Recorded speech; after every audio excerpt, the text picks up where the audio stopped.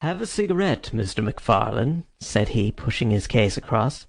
"I'm sure that with your symptoms my friend Dr. Watson here would prescribe a sedative.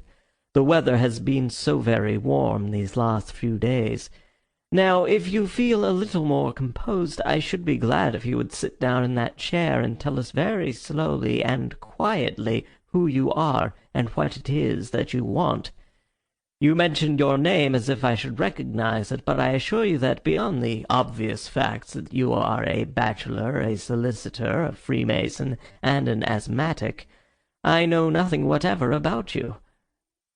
Familiar as I was with my friend's methods, it was not difficult for me to follow his deductions, and to observe the untidiness of attire, the sheaf of legal papers, the watch-charm, and the breathing which had prompted them.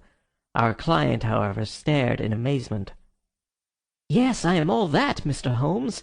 And in addition I am the most unfortunate man at this moment in London. For heaven's sake, don't abandon me, Mr. Holmes.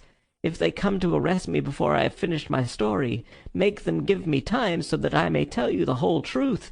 I could go to jail happy if I knew that you were working for me outside." "Arrest you?" said Holmes. "This is really most interesting. On what charge do you expect to be arrested?" "Upon the charge of murdering Mr. Jonas Oldacre of Lower Norwood." My companion's expressive face showed a sympathy which was not, I am afraid, entirely unmixed with satisfaction. "Dear me," said he, "it was only this moment at breakfast that I was saying to my friend Dr. Watson that sensational cases had disappeared out of our papers." Our visitor stretched forward a quivering hand and picked up the Daily Telegraph, which still lay upon Holmes's knee. "If you had looked at it, sir, you would have seen at a glance what the errand is on which I have come to you this morning. I feel as if my name and my misfortune must be in every man's mouth." He turned it over to expose the central page. "Here it is, and with your permission I will read it to you. Listen to this, Mr. Holmes. The headlines are, 'Mysterious Affair at Lower Norwood. Disappearance of a well-known builder. Suspicion of murder and arson. A clue to the criminal.'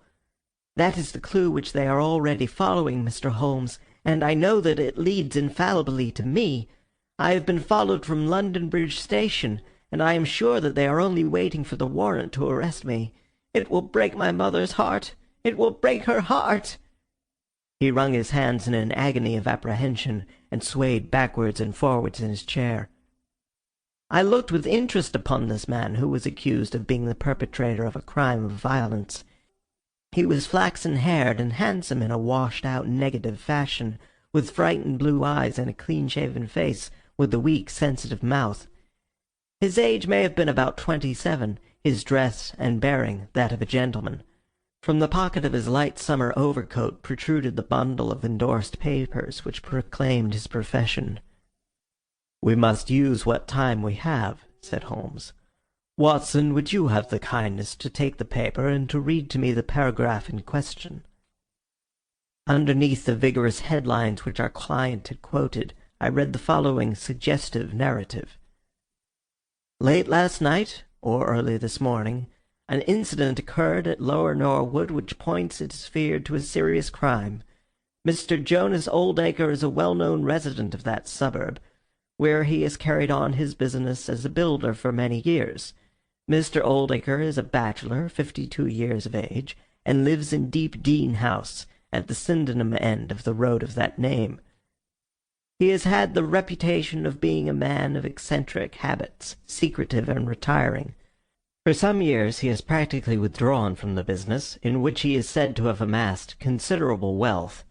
A small timber yard still exists, however, at the back of the house, and last night, about 12 o'clock, an alarm was given that one of the stacks was on fire. The engines were soon upon the spot, but the dry wood burned with great fury, and it was impossible to arrest the conflagration until the stack had been entirely consumed. Up to this point the incident bore the appearance of an ordinary accident, but fresh indications seemed to point to serious crime. Surprise was expressed at the absence of the master of the establishment from the scene of the fire, and an inquiry followed which showed that